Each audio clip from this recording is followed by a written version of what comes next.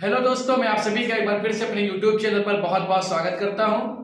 यदि आप मेरे YouTube चैनल पर नए हैं तो प्लीज इसको सब्सक्राइब करें। अगर वीडियो अच्छी लगे तो इसको लाइक करें और शेयर करें। इससे पहले की वीडियो में मैंने आप लोगों को जनन के बारे में बताया था, जनन के प्रकार के बारे में बताया था। जनन के मुख्य रूप से दो प्रकार होते हैं, अलैंगिक जनन और लैंगिक जनन। आज हम अलैंगिक जनन के बारे में पढ़ेंगे, उसके प्रकार के बारे में पढ़ेंगे।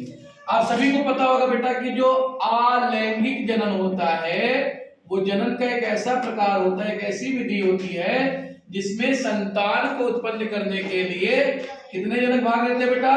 केवल एक जनक भाग लेते हैं। अर्थात जनन, ऐसा जनन जिसमें संतान को उत्पन्न करने के लिए केवल एक ही जनक भाग ले, वह अलैंगिक जनन कहलाता है। और अलैंगिक जनन के पश्चात बनने वाले जो संतान होंगे वो बिल्कुल अपने मात्र से मिलते जुलते होंगे, बिल्कुल आइडेंटिकल होंगे, आनुवंशिक रूप से सेम होंगे। अब आज बात करने वाले अलैंगिक जनन के प्रकार के। तो अलैंगिक जनन जो है बेटा वो निम्न प्रकार के होते हैं। जैसे एक प्रकार होता है मुकुलन, एक प्रकार होता है विखंडन, एक प्रकार होता है द्विखंडन, एक प्रकार होता है बेटा पुनरुद्भवन, एक प्रकार होता है बेटा आपका बीजाणु निर्माण। ये जो है सारे के सारे जितने भी नाम मैंने लिखे हैं ये सब के सब अलैंगिक जनन के प्रकार है। मुकुलन को हम लोग कहते हैं बेटा बडिंग, इसको हम जानते हैं किस नाम से बेटा? बडिंग के नाम से। विखंडन को बेटा हम लोग जानते हैं किस नाम से? फ्रैगमेंटेशन के नाम से, फ्रैगमेंटेशन के नाम से जानते हैं। द्विखंडन को हम लोग जानते हैं बेटा बाइनरी फिशन के नाम से। किस नाम से जानते हैं? बाइनरी फिशन के नाम से। पुनरुद्भवन को हम लोग जानते हैं बेटा रीजनरेशन के नाम से जानते हैं। और बीजाणु निर्माण को हम लोग जानते हैं बेटा स्पोर फॉर्मेशन के नाम से। इस दैट क्लियर बेटा?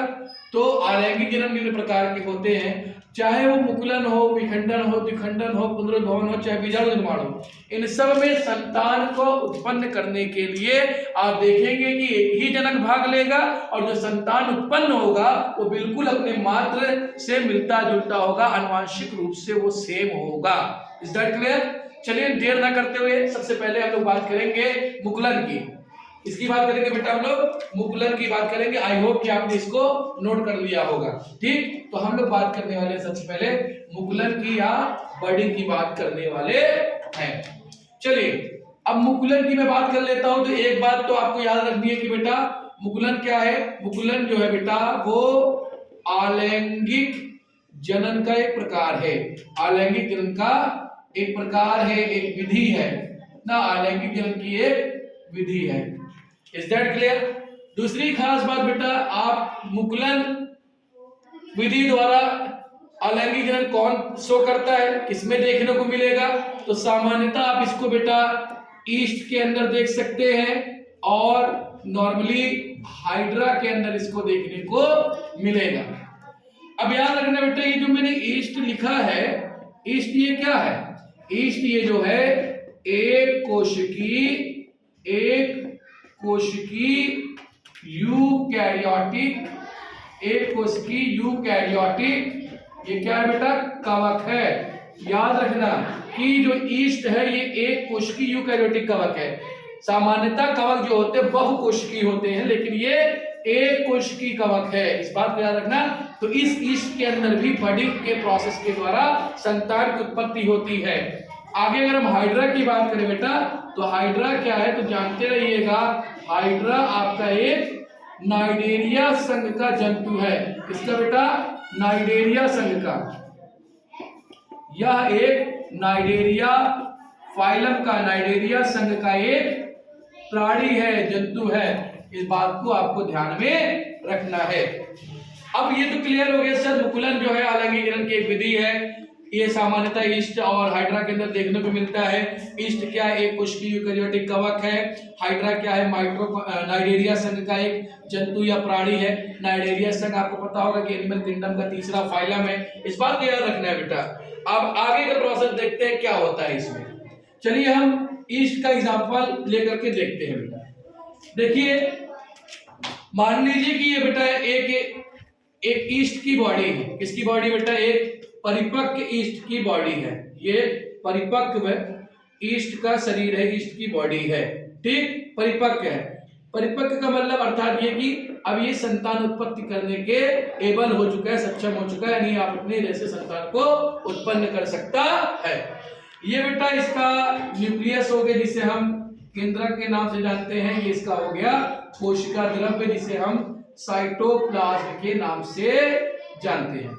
अब देखिए बेटा जब इनमें ये परिपक्व हो जाकर था, संतान उत्पत्ति करने की क्षमता इनके अंदर आ जाती है, तो इनके शरीर पर कहीं पर भी बेटा क्या निकल आती है बेटा, अपवृद्धि निकल आती है। क्या निकल आती है बेटा, इनके शरीर पर कहीं पर भी क्या निकल आती है, अपवृद्धि, आउटग्रोथ निकल आती है, ठीक। इस अपवृद्धि, इस आउटग्रोथ को कहा जाता है मुकुल। क्या कहते हैं बेटा, मुकुल कहा जाता है। और यहाँ पर साथ ही साथ बेटा चलता रहता है आपका कैरियोकाइनेसिस का प्रोसेस चलता रहता है ना। धीरे धीरे जो है बेटा समय के साथ ये मुकुल क्या करते हैं, ये साइज में क्या करते हैं, इंक्रीज करके बड़े होते हैं। और यहाँ पर धीरे धीरे कैरियोकाइनेसिस यानी केंद्रक का विभाजन कंप्लीट होता रहता है। और देखते देखते जो मुकुल है वो बड़े होते चले जाते हैं, जिससे इनका आकार क्या हो जाता है, इंक्रीज हो जाता है। और भैया आकार जब बड़ा होता है तो आकार बड़े होने के कारण ये फाइनली जो होते हैं अपने मातृ शरीर से, ये इनका कहलाएगा मातृ शरीर, अपने मातृ शरीर से ये क्या हो जाते हैं बेटा, डिटैच्ड हो जाते हैं, अलग हो जाते हैं। और देखते ही देखते बेटा एक ईस्ट से दो ईस्ट बन करके तैयार हो जाता है। फाइनली क्या होगा बेटा, कैरियोकाइनेसिस पूरा होगा, उसके बाद कोशिका द्रव्य का विभाजन होगा। और कोशिका द्रव्य का विभाजन होगा जब ये पूरा हो जाएगा तो अंततः आपका जो मुकुल होगा वो अपने अपने मातृ शरीर से अलग होकर के एक दूसरे ईस्ट में बदल जाएगा। अब देखिए इस तरीके से यहाँ पर एक ईस्ट से दो ईस्ट बना, यानी यहाँ पर संतान की उत्पत्ति हुई। तो ये हो गया जनन। संतान को उत्पन्न करने वाले कितने जनक थे, एक जनक, तो ये हो गया अलैंगिक जनन। और यहाँ पर संतान की उत्पत्ति हुई मुकुल के निर्माण के द्वारा, इसलिए प्रोसेस क्या हो गया, मुकुलन। तो याद रखना बेटा मुकुलन अलैंगिक जनन की एक विधि है। इस प्रकार के जनन में जो जीव होते हैं उनके शरीर पर एक वृद्धि निकल आती है और उस वृद्धि को मुकुल कहते हैं। साथ ही साथ बेटा कैरियोकाइनेसिस और साइटोकाइनेसिस अर्थात केंद्रक का विभाजन और कोशिका विभाजन जो है वो भी चलता रहता है। और फाइनली समय के साथ मुकुल के अंदर वृद्धि होती रहती है, जिनके इनके वेट के अंदर भी जो है इंक्रीजमेंट होता है। और फाइनली जब आपका कैरियोकाइनेसिस कंप्लीट हो जाता है और साइटोकाइनेसिस पूरा हो जाता है और ये मुकुल जो होता है हैवी वेट की वजह से अपने पैरेंटल शरीर से डिटैच हो जाते हैं, अलग हो जाते हैं और एक नए जीव में विकसित हो जाते हैं। तो इसी प्रोसेस को कहा जाता है मुकुलन। क्योंकि यहाँ पर देखिए एक संतान की उत्पत्ति हुई, इसीलिए हो गया जनन। संतान को उत्पन्न करने वाला एक जीव, एक जनक, इसीलिए हो गया अलैंगिक। और बेटा यहाँ पर जो निर्माण हुआ है वो मुकुल के द्वारा हुआ, इसलिए कहते हैं मुकुलन। आई होप आपको समझ में आया होगा। अगर नहीं समझ में आएगा तो कमेंट सेक्शन में जरूर लिखिए, मैं आपको बताने की, क्लियर करने का प्रयास करूंगा। अगर वीडियो अच्छी लगे तो प्लीज इसको शेयर करें। Thank you so much.